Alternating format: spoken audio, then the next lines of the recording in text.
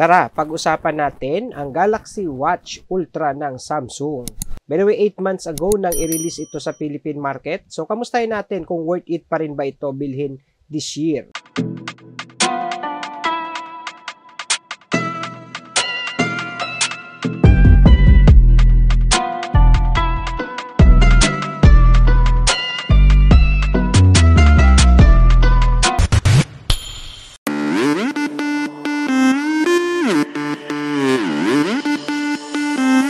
Nang inilabas ni Samsung ang Galaxy Watch Ultra sa Philippine market, ang SRP nito ay 40,990 pesos. Pero ngayon, mabibili mo na lang to sa halagang 32,792 sa kanilang official website. Nga pala, meron kayong tatlong kulay na pwedeng pagpilian dito sa smartwatch na to ng Samsung. Andyan ang titanium gray, titanium white, and as well as the titanium silver. So lahat naman yan, kahit alin piliin nyo dyan guys, talagang babagay for your daily lifestyle or even naga-outdoor activities kayo. Now, let's take a closer look for the Watch Ultra. As you can see, ayan, parang ka lang gumagamit ng isang regular na relo, di ba? And ang maganda dito, napaka-typically smartwatch lang siya kung titignan. So, they have 47mm in terms of yung pinaka-laki niya, ano. So, one of the advantage as well for this smartwatch is that napakaganda niyang i-navigate kasi napaka-responsive ng kanyang screen. It means that walang any delay, di ba? Parang ka lang gumagamit ng isang smartphone. And isa pang pwede mong ma-enjoy dito is the 1.5 inches display and they have Super AMOLED na technology pagdating sa screen niya. So, it means that hindi mo siya kailangan takpan kung more on outdoor ka. Nakikita mo pa rin yung content dun sa mismong smartwatch screen. And hindi rin siya mabigat kasi they have only 60.5 grams. So, hindi mo siya halos maramdaman kapag kasuot mo. Explain ko na rin yung mga buttons and sensor location nitong Smartwatch Ultra. So, itong part na to na home button, makikita sa bandang taas. Ito siya. So, hindi lang yon, it serves as well as the power button and additional is the electrical biosignal sensor. And itong sa bandang babang part naman, that's the back button, as well as the additional electrical biosignal sensor. Additionally, itong bandang taas na maliit na butas, that's the atmospheric pressure sensor naman. And then, itong sa bandang baba naman na maliit na butas, that's the microphone. At ang very useful na quick button na mamaya ipapakita ko sa inyo kung ano yung mga function ay nagagawa nito. Sa kabilang gilid naman, dyan yung makikita yung additional na microphone. Ayan yung maliit na butas na sa bandang taas. So, they have multiple microphone for this smartwatch of Samsung. Kaya kapag, example, may kausap kayo directly sa watch, napapakinggan kayo ng malinaw. At kapag naman yung kausap niyo gusto mong marinig ng malinaw, nothing to worry kasi they have also the loudspeaker. So, itong dalawang butas sa bandang gilid naman na medyo pahaba, yan naman po yung nagsiserve as a loudspeaker ng Galaxy Watch Ultra. At sa bandang ilalim naman, kapag tinignan ninyo itong Galaxy Watch Ultra, meron pa yan additional na maliit na butas. Ayan. So, yan naman is nagsaserve as a pressure vent wherein most likely kapag example, ilulubog natin siya sa water. So, at least, dyan po lumalabas yung mga additional pressure para yung watch natin is nakakahinga po underwater. And syempre, yung iba pang mga sensor like yun, nandito sa ilalim yung infrared temperature sensor, optical biosignal sensor, and the additional sensor like, ayun, yung mga, what you call this, the electrical biosignal sensors, ayan. So, lahat po yan nandyan sa bandang ilalim po. Ang mga sensor naman yan is nagsiserve as a technology para syempre maging accurate yung mga data na nagagather if ever na ginagamit natin itong Watch Ultra. Like may mga physical activity tayo. So, at least yung mga information na nakukuha natin is most likely accurate na po. And then, itong band release button naman na to, ito yung nagsiserve as a dynamic lock system wherein you can now easily remove the strap ng Watch Ultra by simply pressing the band release button. Sabi ko nga sa inyo, napaka-useful ng new technology pagdating sa quick button ng Galaxy Watch Ultra. So, ipapakita ko sa inyo kung paano siya gamitin and kung para saan nyo siya magagamit. Una na dyan, syempre, you can now easily access yung mga exercises dyan sa smartwatch mo. Like, for example, ayan, I select the biking. Ayan. So, I can now easily start by simply pressing the quick button to start. Ayan siya. And then, if ever naman na gusto kong i-pause muna, ayan. So, sa quick button ko lang din siya. i-click. And then, gusto kong i-resume, ayan siya, i-click ko lang din again to resume yung activity. Ayan siya, di ba? So, ganon yung isa sa mga special function ng quick button, di ba? Kaya, nagiging accurate yung mga data na ginagawa natin sa mga activities natin.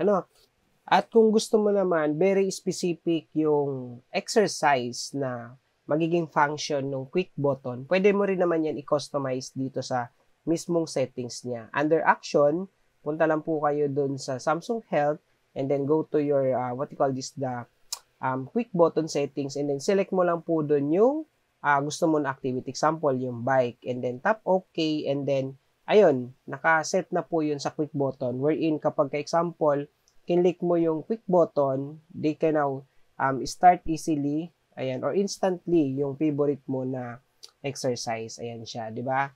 So, if ever naman na, di ba, nag-exercise ka na or nag-workout ka na, yan, gusto mo naman siyang i-post yung workout mo, ayan, i-click mo lang yung quick button ng isa, magpo-post na yan. And then, if you want to resume, ayan, click mo lang din again siya and then magko-continue na po yung activity. And gusto mong i-save yung laps naman ng ginagawa mo activity, double press mo lang. And lastly, if you want to finish yung workout, press and hold mo lang yung quick button and then tap OK and then nakasave na po yung details nun. Hindi lang exercise ang pwede mong iset sa quick button. Pwede ka rin naman mag-set dito ng mga action like the flashlight for the emergency purposes, di ba? So, ayan. So, isi-select mo lang doon sa mismong settings yung flashlight para kapag ka-example, kinlik mo ng once yung quick button, they automatically turn on yung flashlight. And then, once na dinouble press mo yung pinaka-quick button, they automatically adjust yung pinaka-brightness ng flashlight mo. Or, pwede naman blinking mode kapag ka, like for example, ang ginawa mo, dinouble tap mo yung mismong quick button. Diba? At hindi lang yon, pwede mo rin idagdag na rin dyan yung water lock mode para if ever na gagamitin mo tong smartwatch mo underwater, so you can now easily turn the water lock mode. And syempre, yung pinaka-purpose talaga ng quick button is to serve as a emergency purposes talaga, di ba? So, if you press and hold the quick button for 5 seconds, so they will automatically activate yung siren niya for 10 seconds. Ayan, so magki-create siya ng noise wherein makakatulong to kapag example may mga talagang sobrang emergency, 'di ba? So ang maganda dito up to 86 decibels yung lakas niya and up to 180 meters yung kaya niya or yung layo ng ingay niya, 'di ba? So ito yung sample nung nung siren if ever na inactivate mo through quick button.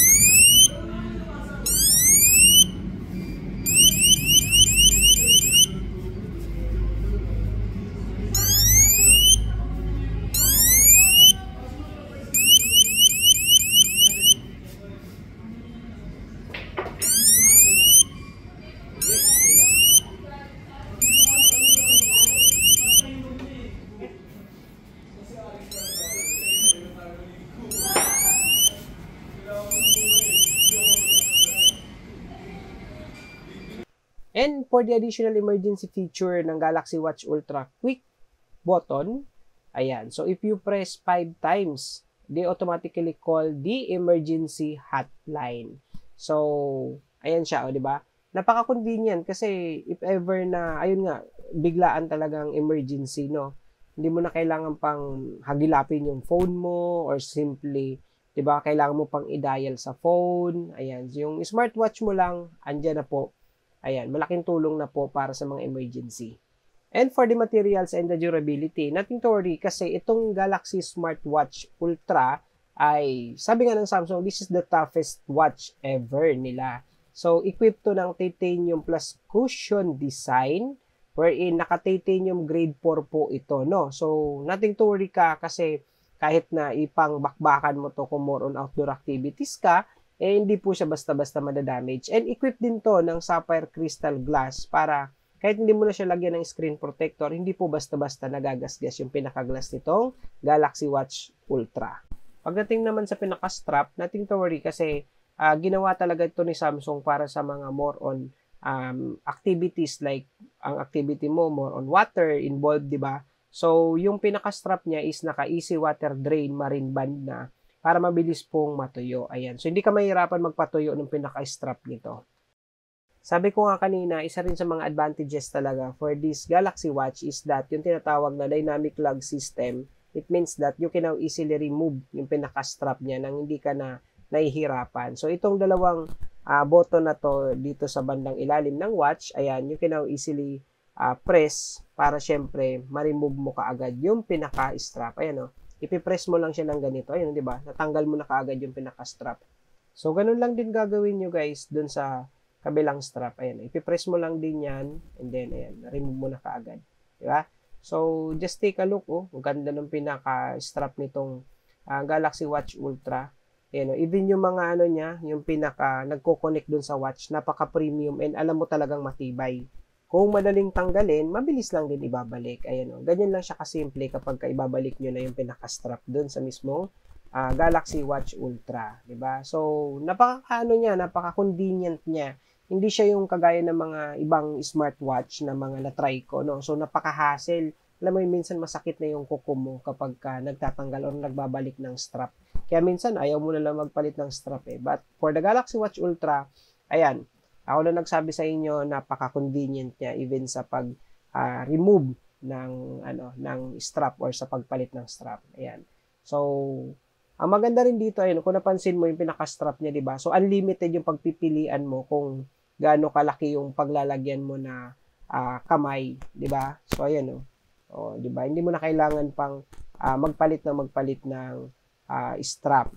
Yan, di ba? So, kita nyo naman, napaka-macho, napaka-robust ng itsura nitong Galaxy Watch Ultra, oh. At hindi lang yon, additional for the durability, ang Galaxy Watch Ultra ay equipped ng 1080M water resistant. Hindi lang siya IP68, imagine 1080M to guys. They can submerge up to 100 meters, di ba? So kung more on water activity ka, perfect talaga tong smartwatch na ito. Pagdating naman sa battery capacity, equipped naman siya ng 590 mAh, kaya naman they can last up to ilang days din syempre na gamit. By the way, kapag more on exercise ka, no, kaya nitong tumagal ng mga nasa 2 araw. So matagal na yon para sa isang sport type na smartwatch.